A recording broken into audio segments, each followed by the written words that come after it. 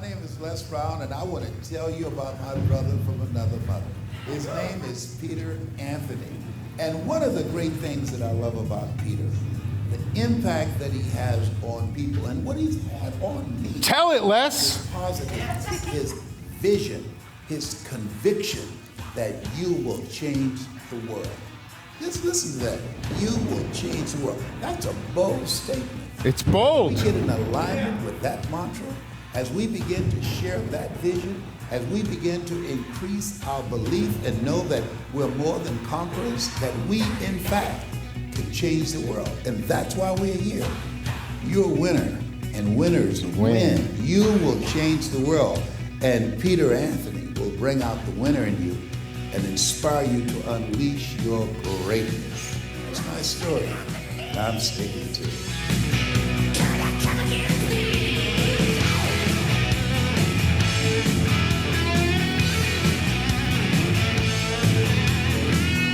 I showed up here today because I knew I wanted to connect with high-level influencers and achievers. And Peter Anthony's masterminds are the place to find them.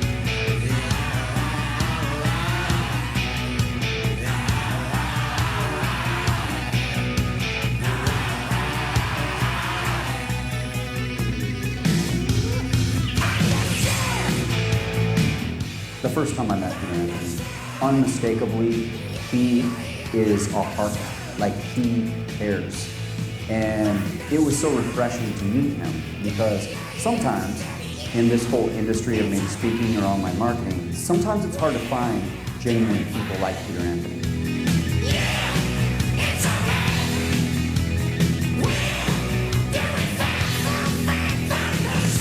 Thank you, Peter Anthony.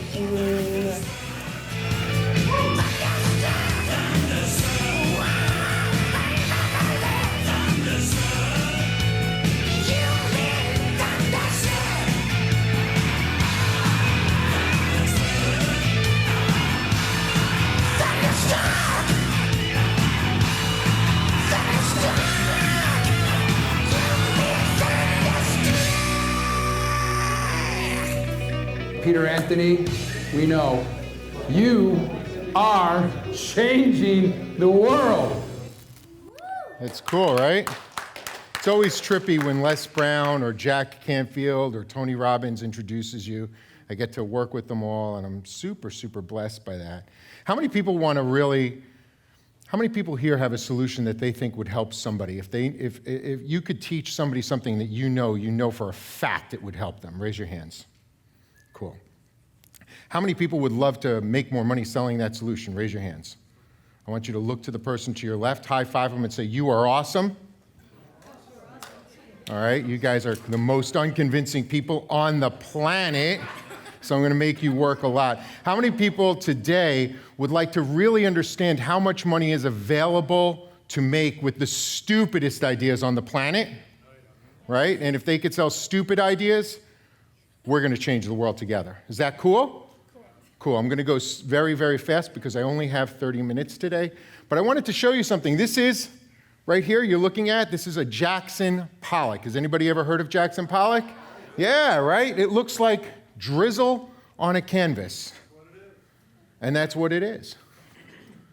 Does anybody here think that they cannot recreate something to that effect with that mastery? Anybody here can do it. The difference is somebody convinced us that this was worth $200 million. $200 million. Is that crazy? Stand over a canvas, drop some colors on it, and what makes his colors any different than ours? It's one word: marketing. Marketing makes his colors different than ours. There's no critic in the world who could tell you why my colors would be any different or any less valuable other than that Jackson Pollock's been marketed. But I wanted to show you something. Has anybody ever heard of a pet rock? Some genius out there says, look at all these rocks, I want to sell them. And in 1974, he sold his company for $15 million, selling rocks in a box. Genius marketing, raise your hand, say yes.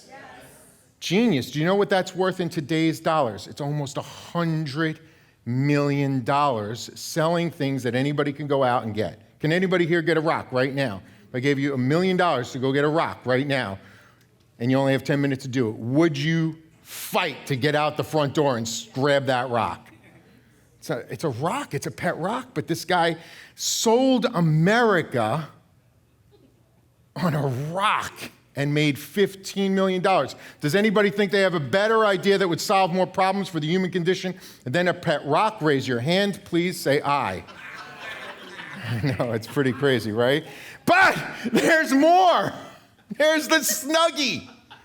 Let's put a hole in the top of a blanket and sell it for 20 times its value.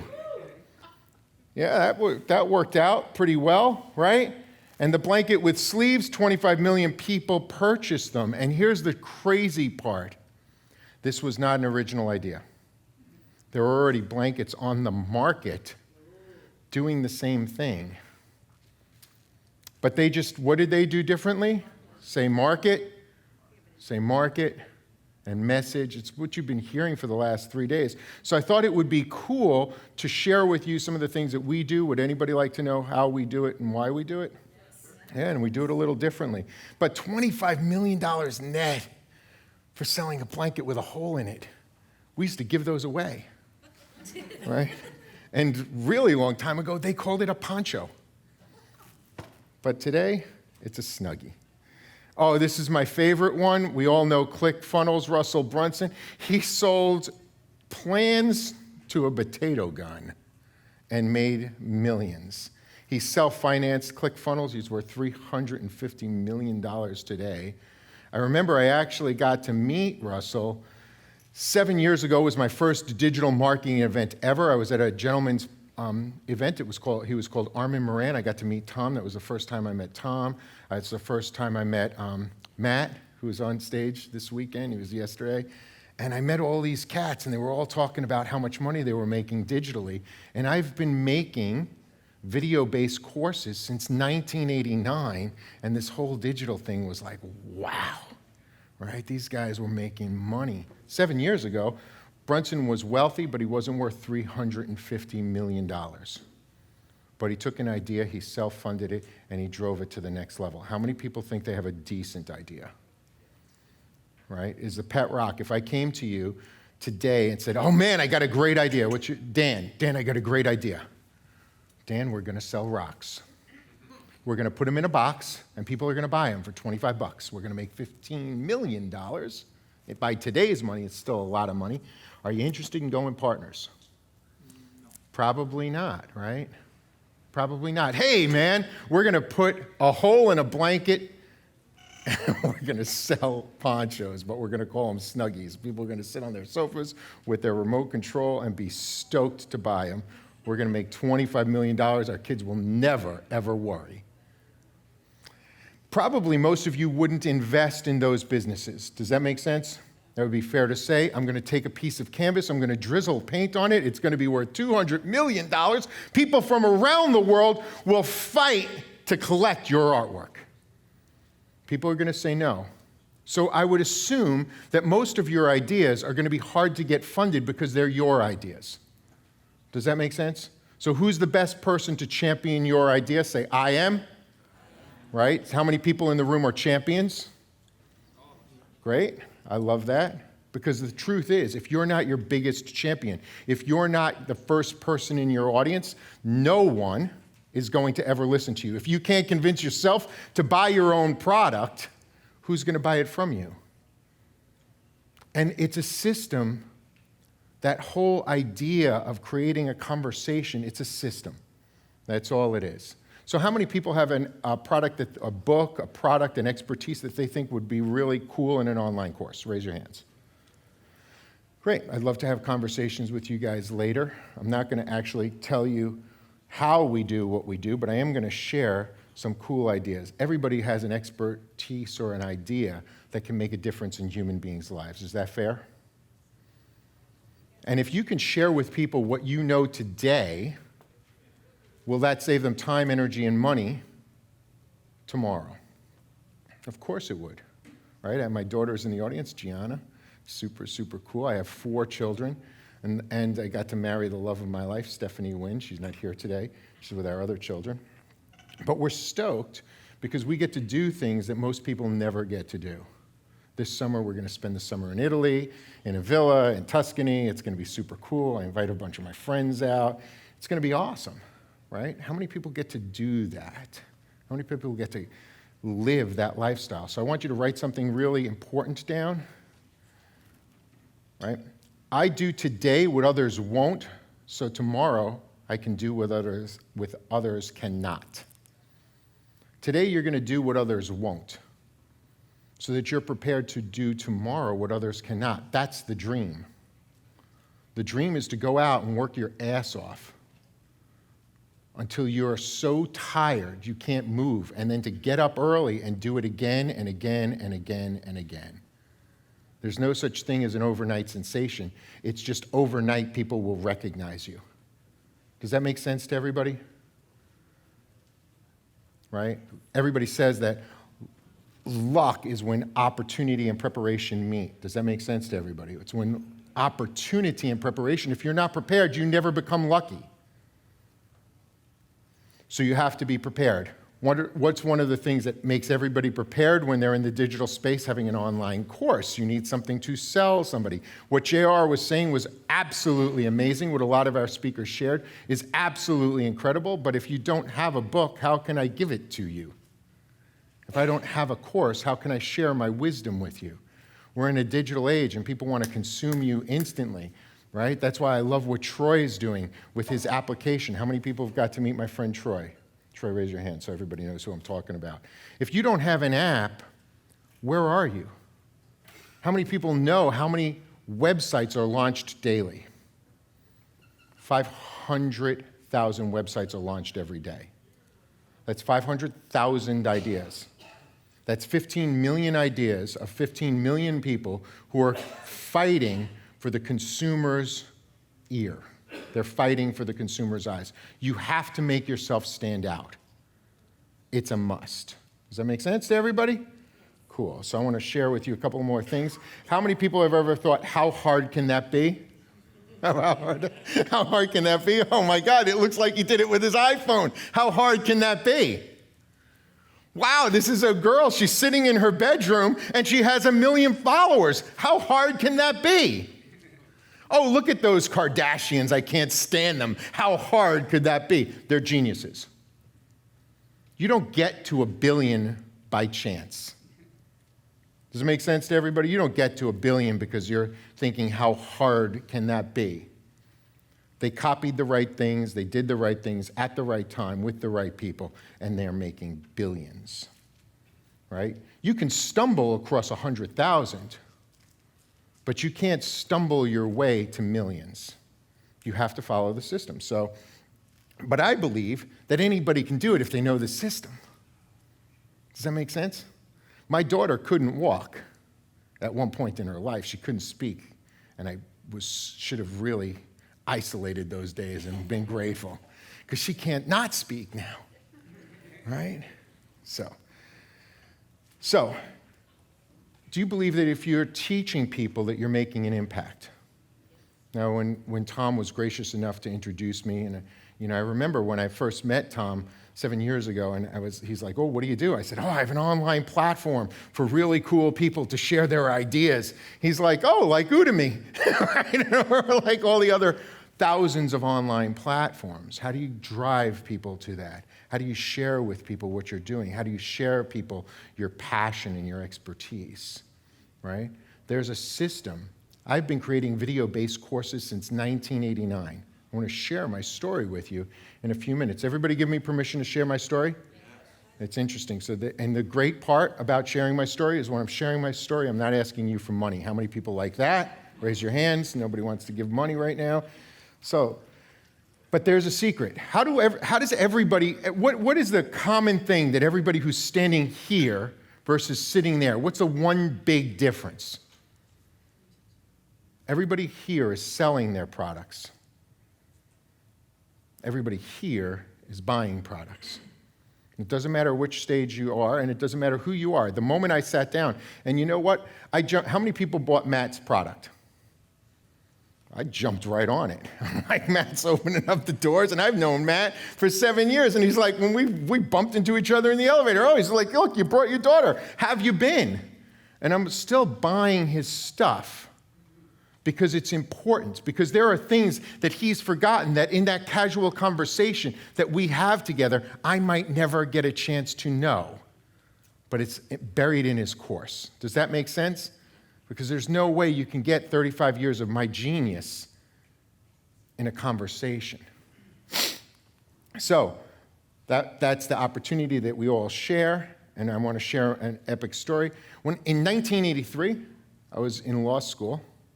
I rocked out my LSATs. I was stoked. I was on my way. And it was at that moment that I met a gentleman, and his name was Anthony Robbins. It was a funny story how I met Anthony. I don't have a lot of time, so I'm not going to tell you the whole story. But it was at the Waldorf Astoria in New York City, and I was DJing, and I had just gotten a cassette box of 16 different tapes, and I listened to all the tapes in the only place I had available, which was my 1970 Camaro, and it was great that the Camaro didn't move because it was busted. But it had a cassette deck, and I put it in, and I listened to it. 17 hours worth of information blew my mind. Blew my mind. The only thing I did was run into the house to get sustenance, food. That for me at the time was peanut butter and jelly or Kraft macaroni and cheese, because they were 5 boxes for $1. They still, like 10 boxes for $1 now, right?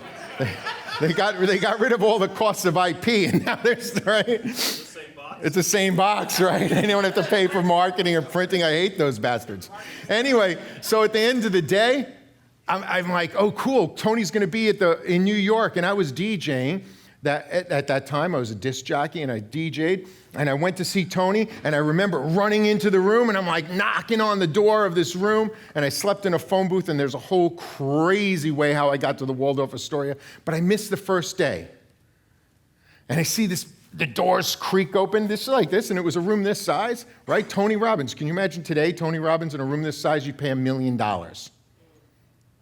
But then it was only $997. In 1983, $997 is still a lot of money, right? I open the door, I see this monster, right? He's a big guy. I'm now today a big guy. I was a much smaller guy then, and he was still a big guy. And I'm like, oh my God, and I'm looking at this guy. He's only 4 or 5 years older than me. And it wasn't his stature that I was looking up to. It was the depth of his conviction. How many people here have conviction? See, conviction means you're convinced. You're convinced that what you have will make a difference in someone's life. And until you're convinced that what you have will make a difference in someone's life, it doesn't matter what you do, you'll never sell it. But he'd made a difference in my life anyway. He talked me out of law school, and he talked me into going to the beauty industry. That's a long conversation. I only have 12 minutes and 28 seconds left. So I'm going to skip that portion of how I got there. But I started figuring out one of the things that's most important is go where the people are. Don't try to get the people to come to you. Write that down. It's important. Go where the people are. Don't try to get them to come to you. Most of you will spend your time trying to get the people to come to you, and you'll wave a big sign and say, I'm over here. But you see, when you're fishing, you can drop your hook into a school of fish, and a fish is going to bite, and you can have no bait on it because they're hungry and they're eating anything that's in the water. It doesn't matter how shiny the hook is, how great your boat is, how fantastic the lure is, and the great bait. If there's no fish in the water, you're not catching anything. Does that make sense? Say aye. Raise your hands. Say aye. You're a bunch of crazy people in a marketing thing in a hotel for 3 days. You're out of your mind. So I went, and I knew I'm a baby boomer. I was born in 1964. I knew there was 89 million of us driving the economy. And I knew one thing about baby boomers. They were considered the youth generation for so long. I mean, God, we were the Ford Mustang. We were muscle cars. We were Smokey and the Bandit. We were cool. And we would want to stay cool, so I did a little due diligence, and I realized in the beauty industry, only 6% of the revenue in hair salons was hair color. And it would double every 5 years for the next 25 years. I wrote a paper on it. They flew me to Dusseldorf, Germany to do an event, my first speaking event, 1985. My first speaking event in front of 200 CEOs across the world from the hair color industry. And here I am, I'm not even doing hair yet. But I'm speaking to people because they knew that I knew and recognized the industry that they were in. And the industry was driven by one thing. Write this down. It's the one most important thing. It is the most important driver. The word is called vanity. Every feeling goes back to vanity. If I'm selling something for children, I'm selling it to parents. It's because the parents are vain. They don't want to feel like bad parents, so they will buy it. When you tap into their vanity, they will buy it. Everything goes back to that. Once you understand that, you can sell anything. Does that make sense to you guys? That's what we're selling. That's the core of it. So that's me and my mom and my little brother, who's not so little anymore, on the right, and that's the car we had. It was called the Bomb because it had no floorboards. It was terrible, never started, right? And I grew up on welfare, and I figured I want to get myself out of it. So I went into this industry called hairdressing, and I thought, man, if I'm dropping out of law school, I should be really good at something. How many people really worked hard to get great at something, right? How many people in this room have an expertise right now that they think they're great? I won every single contest in school. I was the #1 student stylist in the country. #1. Thought I was going to crush it. I'm an expert. I practiced daily. It was a religion. It was an orgasmic daily experience to take out the shears and practice. And no one in the world was capable of keeping up. I worked and worked and worked. I was focused, I was committed, I had a plan, I invested, and I took action. How many people have heard if you do those things, success is on the way? Right? How many people say, if you're focused, you're going to be successful? Right? Raise your damn hands, because I know you all heard the same bullshit plan. I was committed. I had a plan. How many people say, man, if you execute your plan, you're going to make money? It's not a plan. It's the right plan.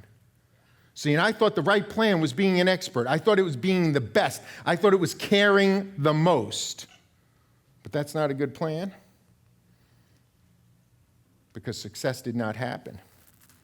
As a matter of fact, I got fired from the first 4 salons I worked at. 4 years it took me to open my first salon. 4 years. It got me fired over and over and over again. I got fired actually from the same salon twice, and I didn't know it. I listened to a Brian Tracy tape, and I bought 10,000 business cards. I stood in front of the salon. I had an ethical bribe. You guys have heard it, right? Give them an offer, try to upsell them, create the experience. I said, hey, man, I'm Peter Anthony. I've won all these awards. Would you like to get your hair, you guys are ladies. The men won't know what the hell I'm talking about, but would you like to get your hair blown out? I could style your hair. I'll do it for free. My salon's right over here, right? I was doing everything I was supposed to do. I listened to Brian. I listened to all of the people, anybody who had a sales video out, I was listening to them. How many no's can you take before you get to a yes? Well, 10,000 business cards over 30 days, not one person said yes. There were business cards all over the courtyard. I would come up in the morning, 6 o'clock in the morning, I'd pick up all my business cards. The good ones I'd recirculate, the bad ones I'd throw away. It was horrible. Walked into the salon at the end of 30 days. I said, does anybody booked? I'm expecting a whirlwind. I'm the best student stylist in the country. I'm expecting a whirlwind. Receptionist looked at me. She said, you still work here. That was the second time I got fired from that salon. We're surprised to see you. I'm like, my car broke down in the parking lot. I was there. I got fired at 9 a.m., 9 p.m. I'm still there. They're getting out of work. Embarrassed beyond. I did everything I was supposed to do. I invested. I had a plan. I was focused. I was an expert. But I couldn't sell myself. How many people are in that position where they're not getting enough out of their expertise and they'd like more? Would you like more? Right on. I wanted more too. Peter, tell them why you got fired. Well, Danny, that's a great question, because you were a hairdresser too in New Jersey. I got fired because when I dropped out of law school, I still look like an attorney. You see, attorneys don't do hair. Does that make sense? They look like, in 1983, a law school student looked like, chinos, tie, Oxford shirt. They're not stylish. I had my hair parted to the side. It was in sort of like a mullet. It looked terrible. But I was an expert. You see, I didn't think that people were judging me based on the way I looked. I thought people were judging me based on the level of knowledge that I had worked to accomplish. Does anybody believe that that knowledge is important? I could tell you a whole bunch of stories, but I only have 5 minutes and 25 seconds. But that's not what happened. I knew I had to make a change and I had to start to market myself. My name was Peter Anthony Joseph Wynn. Write that down, because you guys will forget it. Peter Anthony is my first name. How many kids call somebody by two names in the 1970s? And nobody, right? But Pete or Peter, they're not the best hairdressers on the planet. Those guys are your friend. You're going to go have a beer. Hey, Pete, you want to go bowl a few games? Hey, Peter, you want to do my plumbing? I wasn't a hairdresser, and I knew I had to make a radical shift, so I took massive action. How many people are ready to take massive action this weekend, right? Because you're going to have to make a radical shift, not a little shift, not just buy somebody's product, but you're going to have to change who you are to the world, not who you are on the inside, but how the world perceives you, in order to get to where you want to go. So I hired mentors. I found the best people on the planet. I made radical changes that changed my life forever, and that is me on the right-hand side 1 year later. I became the #1 hairdresser in the world. I opened my salon. It was voted by Modern Salon magazine to be the #1 in the United States. We went on to win 5 more times, top 50 fastest growing salons in the country. We sold more retail per square foot than anybody ever on the planet. Over $1 million per location. I don't say this to impress you, but to impress upon you. Write this down. Stories sell, facts tell. People buy emotionally and then they justify with logic. I sold a $150 bottle of shampoo. It washes your hair. Not much differently than the $25 bottle. But there was a great story to the truffle oil that was in it. Harvested deep in the wilderness of France, right? So I went on to write 5 books, and in that time, people asked me, how do you do what you do? And I started making videos to teach them how to do it. Does that make sense? I understood that how I learned, because I'm dyslexic, was watching movies. Does that make sense? How many people have ever seen a movie that they loved? The movie impacts them more sometimes than the book. That's why they make movies out of great books. Does that make sense? Right? So that was the narrative. What I wanted was a happier business. I opened 5 of them. I had a $10 million business with 290 employees, and then I sold it right after 9/11 because I was at the World Trade Center on that day. And I lost 5 friends in Cantor Fitzgerald. It was at that moment that I decided that I really wanted to tell more stories that would impact the world. How would I do it? Took about 5 years for technology to catch up, and we opened You Will Change the World. And we have, to this date, created tens of thousands of hours of video lessons that are the most consumed on the planet. The biggest influencers come to me and say, how do I do it? And I say, well, I'll tell you. So everybody, I want everybody, can we make a decision together as a group? Raise your hands and say yes. We can make a decision. You don't have to know what it is. Raise it, say a little louder. Yes. Great. Can we be absolutely awesome one day? Can we be absolutely awesome today? Say yes and commit. Don't embarrass me in front of my daughter. Say yes and commit. Awesome. Now we have made a decision together. I'd like you to make one more decision. Can we decide to win? How many people here are winners? Right? You don't have to win with me, but you have to win. Raise your hand and commit. Look around. I want you to look at everybody whose hands raised. I want you to look at the people who did not raise their hand. Bunch of babies. Raise your damn hands high. But I think we can do more. How many people think we can do more? Right? How many people really think you can do more than just commit to win? Because, see, committing to win doesn't win games. Ask the Houston Astros. You don't come to win, right? You come to dominate. How many people want to dominate? See, if you're not committed to dominating, you're not going to go to the next level.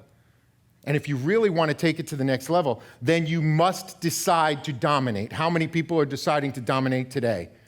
because there's thousands of people who know what you know, do what you do, and are making more money than what you're doing it at. They're impacting people, and until you decide to dominate, you've decided to lose. I hate to tell you that, because there is only one winner in a championship.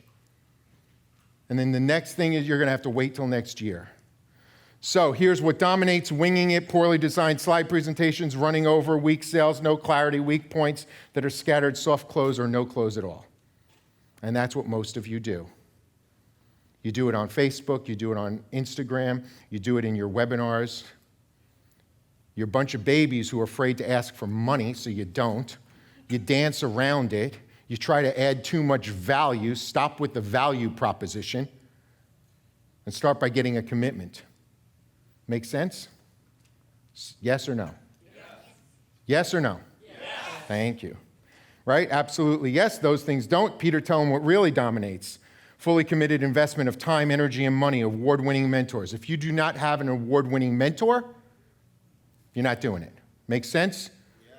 You have to have an award-winning mentor. You can't have somebody who's like, well, you know, I've sort of done it. If I were going to choose a mentor beyond myself, you know, I think JR rocked it. He crushed it, man. He didn't ask you for money. He gave you a bunch of stuff. He crushed it.